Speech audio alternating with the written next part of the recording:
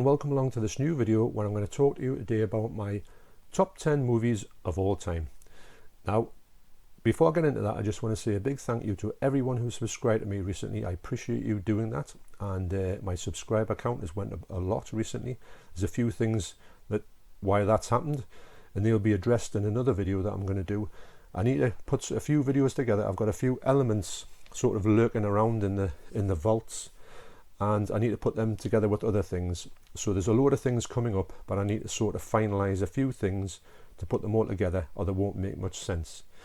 Now I've got an unboxing that's sort of lying in dormant, which is because my wife said it's a bit too stupid to put on here, but I says no, it'll be in the right element, it will be all right. But that's coming up. Also as well with shout outs, which I'm a big fan of shout outs. I think my recent subscriber rate has come up because of shout outs, the great shout outs I'm getting on this on YouTube. And so last night I went and recorded a song that's going to be played. It's just like an introduction into like a shout out section that's going to feature in my channel. So until I've done that, I've done the song, until I've made a little bit of video to go along with that, and that'll be featured in like the opening credits. It'll be featured in a part of the video when I'll go at the shout outs, and then the shout outs will come back in because I love giving shout outs out, and I've got a load of people to give shout outs to, but that's coming up again. Don't think I've forgotten about it, because I haven't. So anyway, so that's just a bit of an update. There's a lot of videos coming out, but I've got to get a few things moved around to make sure that these videos can go out. And also, just the other day in the garage / studio, I was looking at, I've got a ton of CDs there, and I've got a ton of CD holders which are not really working that well. So what I thought of was, I can do the same situation here downstairs in this part of the garage that I've got, and I can create a stand for CDs. Now what I'm going to do is, I'm going to go through that. Actually, I'm going to record that on my phone. So I'm going to make up a video of that in the next couple of weeks, and you can sort of transfer, you can see how that gets made, and you can more or less say that that's going to be the same as how these shelves are made. So you can see some are getting built from nothing into something. So that might give you some idea on how to make these shelves behind me. But I will do another video about these shelves, because I know a lot of people are asking about them, but it'll give you, it's like a sort of, because you can make these shelves, I could have made the shelves downstairs to fit Blu-rays if I wanted to, or DVDs, or albums, or CDs. It just depends, whatever you want to put in them, and you can get the things down to where you want. So anyway, that's a little thing about that. So that's a few things coming up. But anyway, you're not here to hear that. You're here to hear what my top 10 is of all time. Now this list here has probably been set in stone for quite a while. There's a few things get into, from time to time, there's a few things get into the top 10. Maybe things go out of the top 10. Maybe some classics kind of stray from the top 10, and then on a rewatch they'll come back into the top 10. The top 10 alters a little bit, but usually this top 10, if anybody knows me from way back, will recognize some of these titles in here from yesteryear. But that being said, I just want to give an honorary mention to a film that was in the top 10, but it's recently just been pushed out. It was at number 10, now it's at number 11, and it is Submarine. This is 2010's Submarine. It's not written, but it's more or less adapted by Richard Ayoade and directed by him. The editing in here is perfect.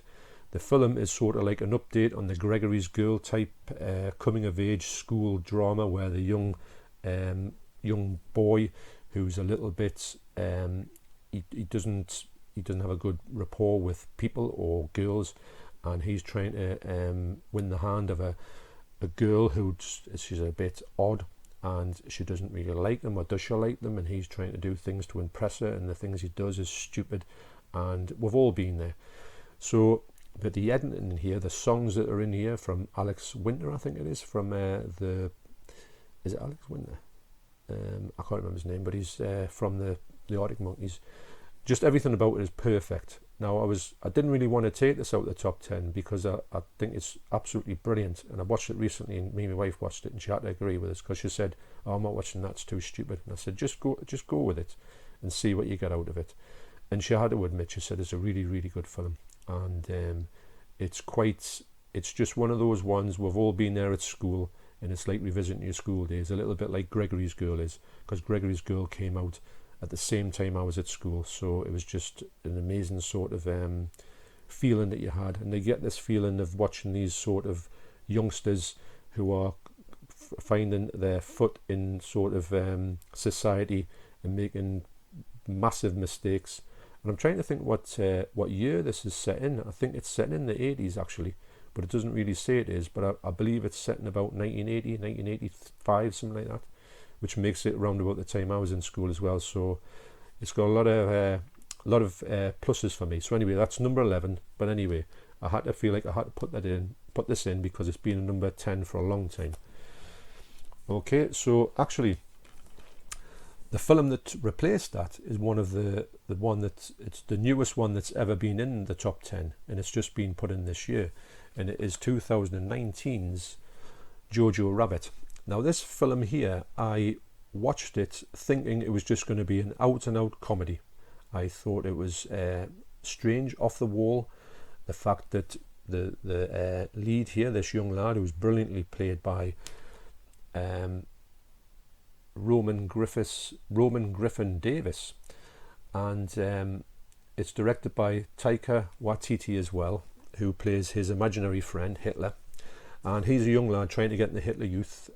He has a mishap and he doesn't get in the Hitler Youth, and he's trying to come to terms with that. Also, the characters in here are his mother is brilliant. Now she's played by Scarlett Johansson, and to be honest, I like Scarlett Johansson. I think she's a good actress, but she was brilliant in this young lass here who plays a Jewish lass who's hiding out in his bedroom wall. And then they got the SS. It's just amazing. All the characters and all the performances in here are absolutely brilliant. It's so funny, yet there is a serious side to it. But I don't want to go in any sort of spoilers in this film because I had a roller coaster ride with it, and I would like to think that anyone who hasn't seen it, if you watch it, you will get that same ride that I did by thinking, wow, this is the funniest film ever. And then the story, obviously the reality of it all kicks in. But absolutely brilliant, highly recommended. I do want to get it on 4K. Unfortunately, it's one of those ones that's not getting released in Britain in 4K, and it's only available in America, and it's one of those ones that you just can't get your hands on. Even in WoW HD don't have it in stock. They have it in stock for about 5 minutes, then it goes out. eBay is stupid money. So it's a good picture, it's really good, but I do feel like it's that good. I do want to get it on 4K. I would like to get all the films in my top 10 in 4K. I don't think I'll ever do that, but I've got some of them in there anyway. So that's number 10. Number 9, speaking of 4Ks, this is a film that I watched when I was young. I went to Pictures to see it, loved it, bought the double album, bought the cassette, carried a cassette round with us all around the house in my little sort of cassette player, and went to see it a few times at Pictures and just thought it was brilliant. Had a book of it, and it is Grease. Now for me, this film just came out at the right time for me. I was 9 years old and I was just thinking, this is just the best thing I've ever seen. It was a sort of comedy. It had adult sort of tones in a way, and it's another one of these ones where it's like a school drama as well, which I quite like. I quite like the sort of the Gregory's Girls, another one of my favourite films, and it just sort of connected with us at the right time. And the music in here I just think is absolutely brilliant, and the performances and the characters and everything. I can quote a million lines out of this. I do a really poor John Travolta impression, which I'm not going to do for you today, but yeah. So but for me, this film is just perfection. If you want a musical, and it's a one that I think, I don't know about young people today. The young people get the same thing out of it. They think it's a bit corny. But I think when it was shot in '78, it was meant to be a bit corny. It was a little bit tongue-in-cheek as well. It wasn't like as if they were saying this is exactly like it was in high school. I think they've done a sort of twist on it to make it a little bit sort of self, taking to make a bit out of itself in a fashion. But for me, it just ticks all the boxes. So that's number 9. That's Grease. So number 8 is a film by a director who I'm a big fan of, and you can sort of say his career is going into two sort of sections. It's the funny movies and the serious movies. and the sort of half funny serious movies. Now, I love the funny movies and I hated the serious movies, and even the ones that were half funny I didn't really like.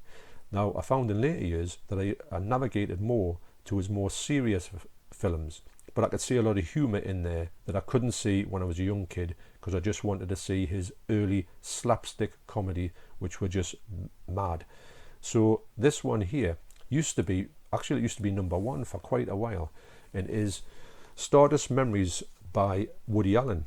It's from 1980. It's black and white. It looks lovely on this is an Arrow Academy release, and this film here has this was at the time in 1980 when Woody Allen had started to make serious films, and he was getting so bad reviews and people were going right off him.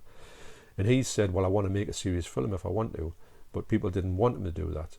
So this film is about this director who is presented his work to his producers and said, this is the film I'm making, and it was so depressing.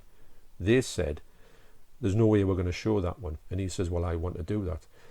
But it's strange as well, because it's a lot. There's a lot of people looking at the camera. There's a lot of people. It's got a lot of quirks to it that's not really like a normal film, and it's a great film, because if you think that Woody Allen was at that point struggling to be, do I want to make a comedy or not comedy? This film's all about that one. It sounds a little bit, I'm not going to say boring, but it sounds a little bit, well, what's so thingy about that? But if you were there at that time and you knew the struggle that he was having with this trying to make serious films, and don't get us wrong, some of his serious films like 1978's Interiors, it's like watching paint dry. I just can't get away with it at all. Really don't like it at all. Some of his more serious ones, maybe a bit like Alice and Another Woman, they're okay. But for me, I like his comedy films, and he has made some brilliant comedies. But this is sort of like in the middle to say, right, I'm done with making funny films. I'm going to make films that are like probably good, but not so funny. But anyway, it ticked the box for me, and like I say, it was number one for a long time, which is, when I first saw it, I didn't like it at all. I thought, what on earth is this? I didn't get it. But I think you grow up and you see films what they are, and I did actually understand what it was all about. Now, funny enough, these ones from Arrow, I was interested in getting them. I knew for a fact that there wouldn't be any extras on it. Woody Allen does not shoot extras at all. There's no commentaries. All his that's my phone peeping there. All his audio is always one channel, mono. There's nothing that's ever, he doesn't make anything that's in stereo. He's got a very sort of insular sort of way of shooting. But anyway, he's for me, he did address this whole not being funny, being funny thing in this film. And if you like Woody Allen, you might want to take a look at this one. Although it's not one I would say to somebody, if they say, I want to watch a Woody Allen film, I would never send them to this one first, because it would put them off straight away. They want to go to and the very earlier ones of his really crazy films, which you would probably get more out of. But I liked it. So number 7, so that was black and white. And number 7 is another black and white film. Now this film's been here for a while. Now I remember seeing this back in the day on TV and didn't understand it at all. And now I don't understand it at all. I don't mind that, because what I want to do with this film is I just want to sort of watch it and take from it what I take from it. If it means something on a certain day or a certain watch, then it means that. If it doesn't mean that on the next time, then that's okay. If I was to even say, give you the ending away, it couldn't spoil it for you, because I think if you are watching this film yourself, you will make your own mind up on it. You might think it's the biggest load of rubbish you've ever seen in your life, or you might think it's one of the most rewarding films you've ever seen in your life. And it is 1977's Eraserhead. Now this is the Criterion version here. I used to have the UK version, and I sold that to get this one. Now funny enough, that one is now, I think I sold it for £5. Now it's like really hard to get a hold of, the UK version. I got this one because it's got more extras on it, and it's got a film on it called The Grandmother, which I don't think was on the UK one. Now The Grandmother is another sort of really odd 40 minutes thing from David Lynch that's just mad, and I can't describe it, but it's quite funny. Is it funny? Is it quite odd? Is it funny because it's odd?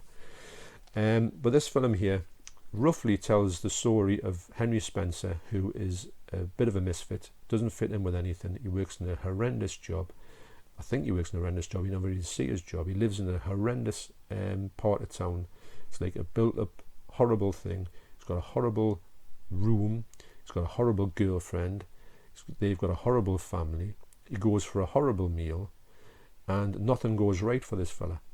I think he sees visions of things. I think he imagines a lot of things. Or does he? Is things a dream? Him and his girlfriend, Cindy X, they have a baby who is deformed, grossly deformed, and it's just, well, that's the sort of premise.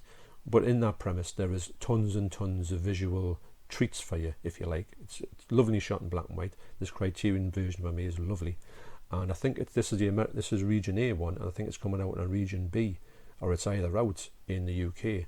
But this version is lovely, as Criterion do when they do these super versions. It's got a massive booklet in it. You get your disc there, and you get some artwork in there. Like I say, it's a lovely one. I'm glad they did something extra with this, and just like I say, just even the look of the film is like nothing you would ever see before or again. I don't think you can see films that are like influenced by Eraserhead, but nothing can come near it or even match it. And I think films that try to do it fail miserably, because I don't know if David Lynch tried to do anything off the wall. I think he just obviously did something that was well, I can't even describe what he was even thinking about. I don't even think even he knows what it's about. But that's one of the things I like about Eraserhead. It's so out there, and everybody if you say I like strange films, which I do like strange films, and I imagine most people do have some oddities in their collection, everyone says, I bet you like Eraserhead. So that's the one that comes out more than anything else.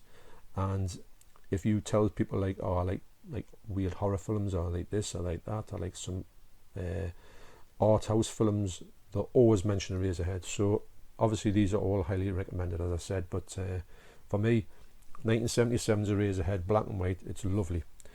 Now, number 6, you might be thinking to yourself, I thought you liked horror films. Well, I do, of course I do. And this film here is, at the moment, is my favourite horror film of all time, and it is 1979's Zombie. Now, I did a review for this disc. It's a 4K version of Zombie from 1979, believe it or not. I'll link that down in the description down below.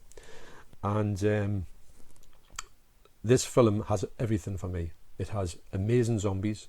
It has an amazing story, although it's not like Citizen Kane sort of thing. It's not going to challenge you, but it's got a really fun story. I think it's more like a romp. It's like an action romp with masses of gore in it. You have a shark fighting a zombie. You have great music. The music is brilliant. The atmosphere is great.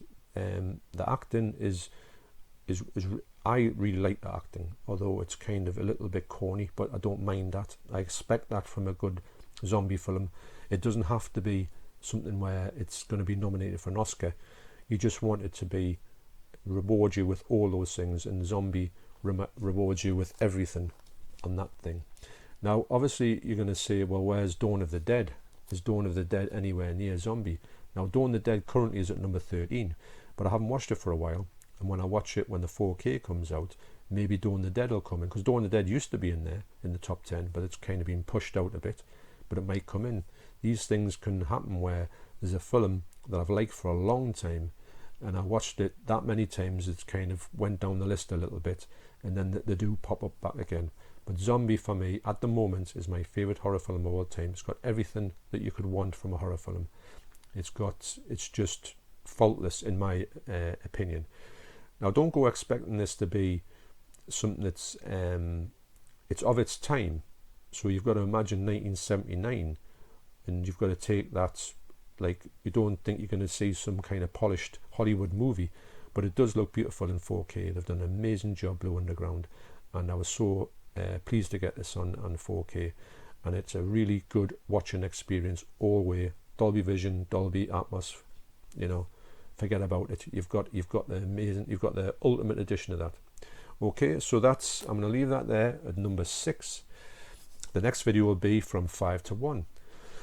So thanks for watching this video, and like I say, stick around. There's going to be lots more stuff on here. I've got a lot of things coming up. It's just I've got to negotiate it with time and availability of the lights becoming a big problem in the morning when you get up, because I'm filming this at 8:30. In the morning when you get up, it's pitch black, and I'm trying to wait for it to get light enough to film something.